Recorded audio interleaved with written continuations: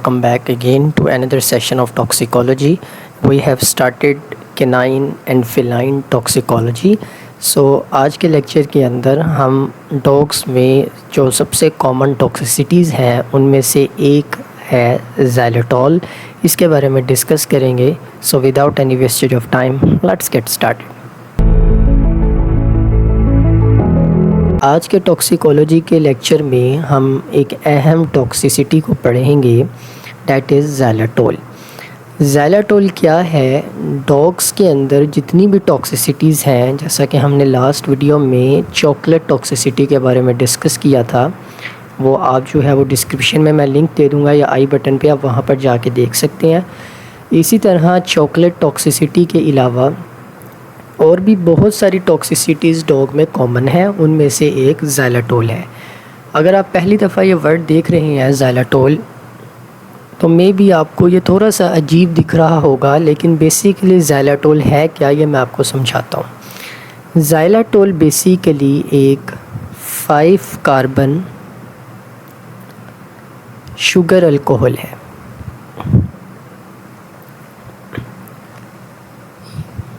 Okay, यानी इसके अंदर 5 कार्बन है, 5 कार्बन वाली शुगर है और ये एक अल्कोहलिक शुगर है। ये एक ऐसा केमिकल कंपाउंड है कि जिसका फार्मूला अगर मैं आपको बताऊं तो C5H12O5 है। और अगर हम इसका स्ट्रक्चर देखें तो इसका स्ट्रक्चर कुछ इस तरह से है, CH2OH OH H OH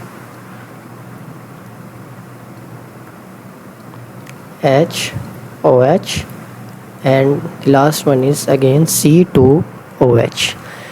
actually में आम अल्फाज में अगर मैं आपको समझाऊं तो ज़ाइलेटोल जो है ये एक ऐसा केमिकल कंपाउंड है जिसमें 5 कार्बन शुगर है, और चूँकि इसमें OH ग्रुप्स आ रहे हैं तो ये एक 5 कार्बन शुगर अल्कोहल है। ये केमिकल कंपाउंड बिल्कुल शुगर ही की तरह बिल्कुल आप कह लें कि कलरलेस क्रिस्टलाइन सॉलिड है। लेकिन ये शुगर की तरह इसके अंदर एक चीज़ ऐसी है जो शुगर के मुकाबले में अनलाइक है, यानी जो हमारी रॉ शुगर है उसके अंदर हाई कैलोरी होती है, लेकिन ज़ाइलेटोल जो है इसकी कैलोरी काउंट शुगर के मुकाबले में कम है। इसी तरह ये ज़ाइलेटोल जो है बहुत सारी कंट्रीज़ में ये एज अ शुगर सब्स्टिट्यूट भी यूज़ होता है, ये केमिकल शुगर सब्स्टिट्यूट। और ब्लड ग्लूकोज लेवल जो है वो ज़ाइलेटोल जो है उसकी वजह से इतना ज़्यादा नहीं बढ़ता as compare to the raw sugar. तो ज़ाइलेटोल क्या है? ज़ाइलेटोल एक 5 कार्बन शुगर अल्कोहल है जो कि एज अ शुगर सब्स्टिट्यूट भी हम लोग बहुत सारी चीज़ों में यूज़ करते हैं, लेकिन अनलाइक शुगर ज़ाइलेटोल की जो कैलोरी काउंट है वो कम है और ये ब्लड ग्लूकोज लेवल को इतना ज़्यादा इंक्रीज़ नहीं करता एज़ कम्पेयर टू शुगर। और ज़ाइलेटोल की जो बारे में ये भी कहा जाता है कि ये इंसुलिन डिपेंडेंट इतना नहीं है। इसके बारे में मैं आगे जाके बात करूँगा जब हम इस टॉक्सिकोलॉजी को स्टार्ट करेंगे, ठीक है। ज़ाइलेटोल कहाँ पर होता है और डॉग्स किस तरह से ज़ाइलेटोल टॉक्सिसिटी डॉग्स में किस तरह से होती है, इसको हम देखते हैं। ये पिक्चर से आपको कुछ आइडिया हो गया होगा, मैं आपको और समझाने की कोशिश करता हूँ। एक्चुअली में जो ज़ाइलेटोल है ये बहुत सारी चीज़ों में मौजूद होता है। अगर हम नेचुरली अकरिंग देखें तो ये स्ट्रॉबेरीज़ में, इसी तरह कॉलीफ्लावर में, इसके अलावा पम्पकिन्स में नेचुरली अकरिंग ज़ाइलेटोल होता है, लेकिन इसकी क्वांटिटी कम होती है। अगर हम बात करें कि ज़ाइलेटोल को एज अ शुगर सब्स्टिट्यूट कहाँ कहाँ पर यूज़ किया जाता है, तो ये एज अ आप कह लें कि स्वीटनर के तौर पर यूज़ होता है बहुत सारी चीज़ों में। किन किन चीज़ों में, बहुत सारी गम्स के अंदर जो च्युइंग गम्स होती हैं, शुगर फ्री गम्स, इसी तरह कैंडीज़ में, बहुत सारे जो टूथपेस्ट हैं उसके अंदर भी ज़ाइलाटोल यूज़ होता है। इसी तरह टूथपेस्ट के अलावा जो माउथ वॉशेस हैं उनके अंदर भी यूज़ होता है।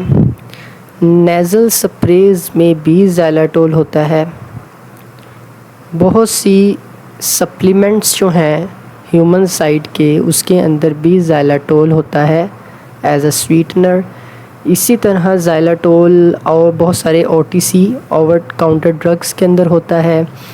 और इसके अलावा कुछ बेकरी आइटम्स में भी ज़ाइलाटोल को एज अ स्वीटनर यूज़ करते हैं। ये ज़ाइलाटोल इवन ग्रैन्युलर फॉर्म में और पाउडर फॉर्म में भी अवेलेबल होता है।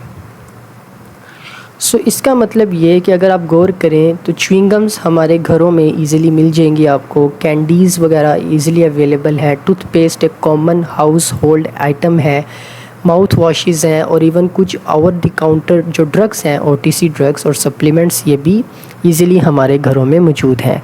सो अगर हमने एक डॉग को एज अ इंडोर पेट रखा है तो चांसेस हैं कि हमारा डॉग इन चीज़ों को अगर तो एक्सीडेंटली इंजेस्ट करता है, या आप ख़ुद उसे कोई कैंडी या च्युइंगम देते हैं और अगर उसके अंदर ज़ाइलाटोल है तो आपके डॉग को टॉक्सिसिटी हो सकती है। बट याद रखें, इट डिपेंड्स ऑन डोज।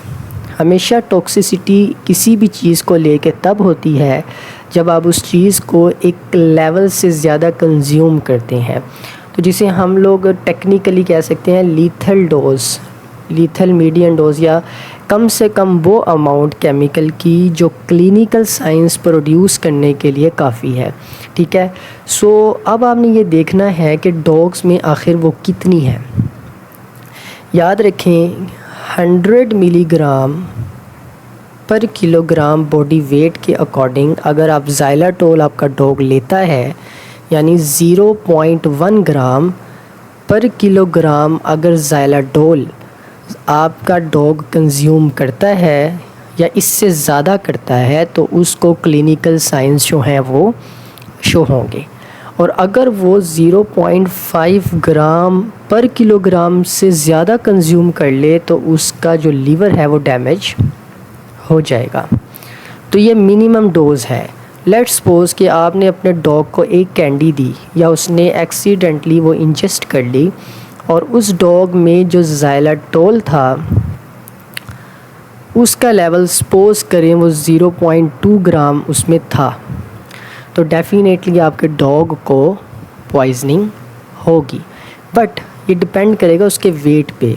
तो वेट के अकॉर्डिंग मैंने आपको ये एक इंडिकेशन दे दी है कि ये जो डोज है इससे अगर ज़्यादा होगा तो उसके अंदर क्लिनिकल साइंस आएंगे। क्लियर। अब अगर हम इस चीज़ को देखें कि कैट्स के अंदर क्या ऐसा होता है, तो कैट्स के अंदर ज़ाइलाटोल टॉक्सिसिटी रेयर है। ठीक है। डॉग्स के अंदर ही ये होती है।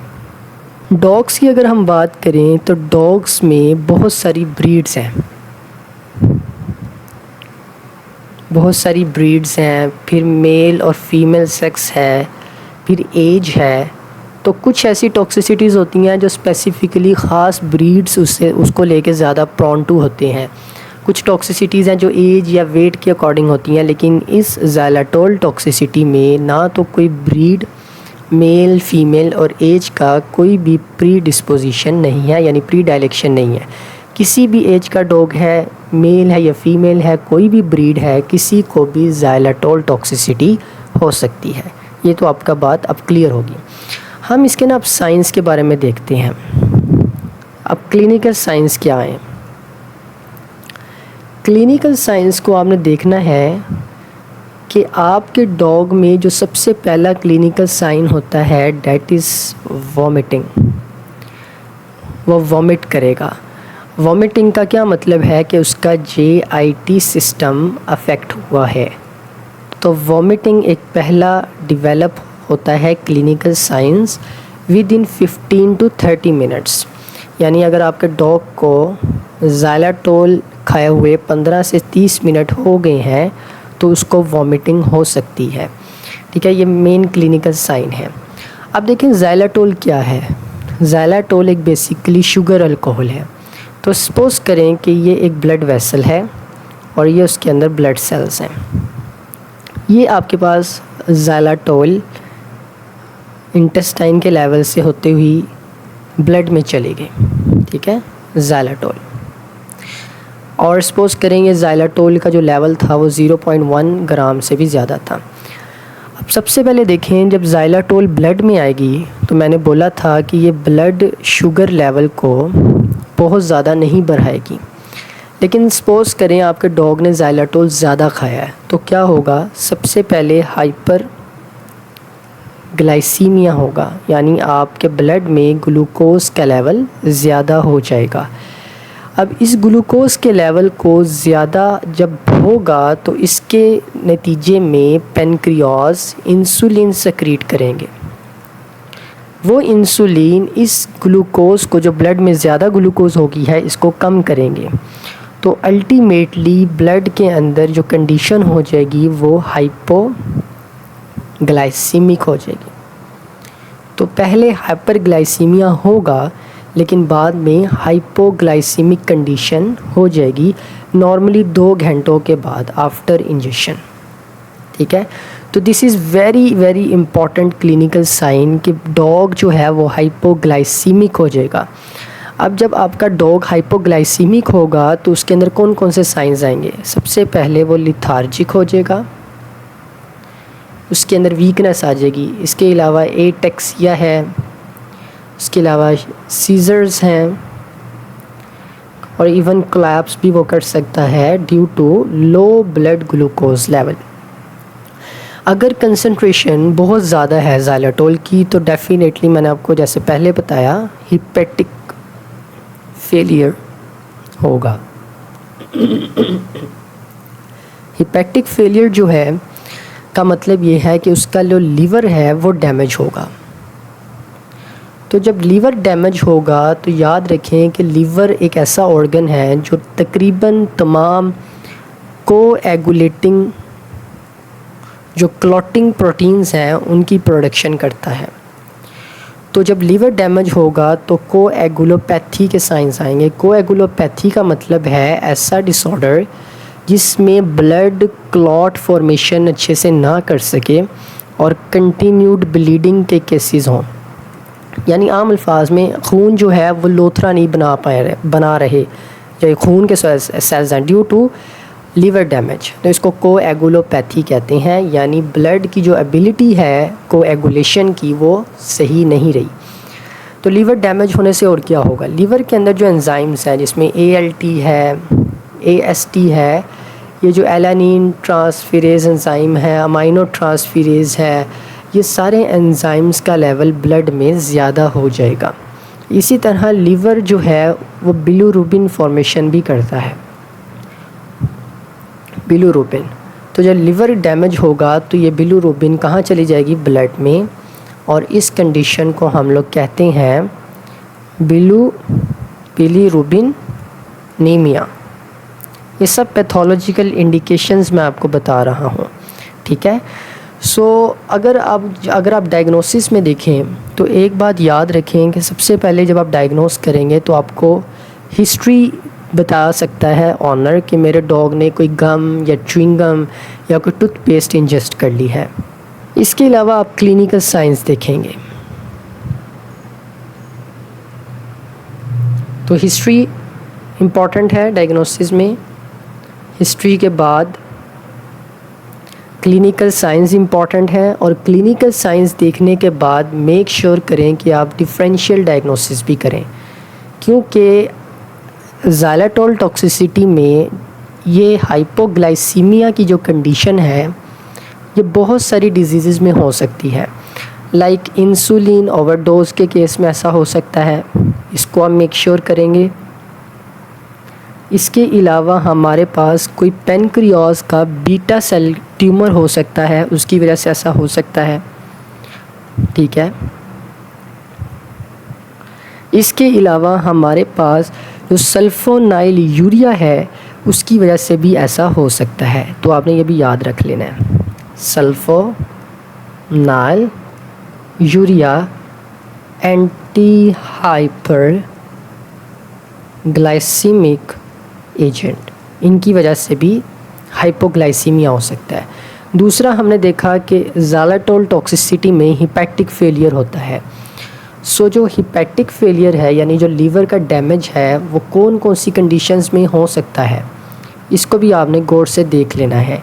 इनमें अगर हम डिफरेंशियल डायग्नोसिस में देखें तो डॉग में लेप्टोस्पायरोसिस के केस में भी लीवर डैमेज होता है। इसी तरह हमारे पास जो एसिटोअमाइनोफेन है यानी पैरासीटामोल की टॉक्सिसिटी में भी ऐसा होता है। हम इंशाल्लाह लेटर ऑन इसको भी कवर करेंगे, इस टॉक्सिसिटी को भी। एफ्लाटॉक्सिन की वजह से भी ऐसा हो सकता है। इसके अलावा हमारे पास जो ब्लू ग्रीन एल्गी है उसकी वजह से भी ऐसा हो सकता है। यानी आपने डिफरेंशियल डायग्नोसिस को ज़रूर कवर करना है ताकि आप जो है वो अपनी प्रॉपर डायग्नोसिस की तरफ जा सकें। अगर हम लोग ब्लड टेस्ट और रिपोर्ट्स की बात करें तो सीबीसी जब आप कराएंगे तो क्या होगा, डेफिनेटली आपको हाइपोग्लाइसीमिया दिखेगा।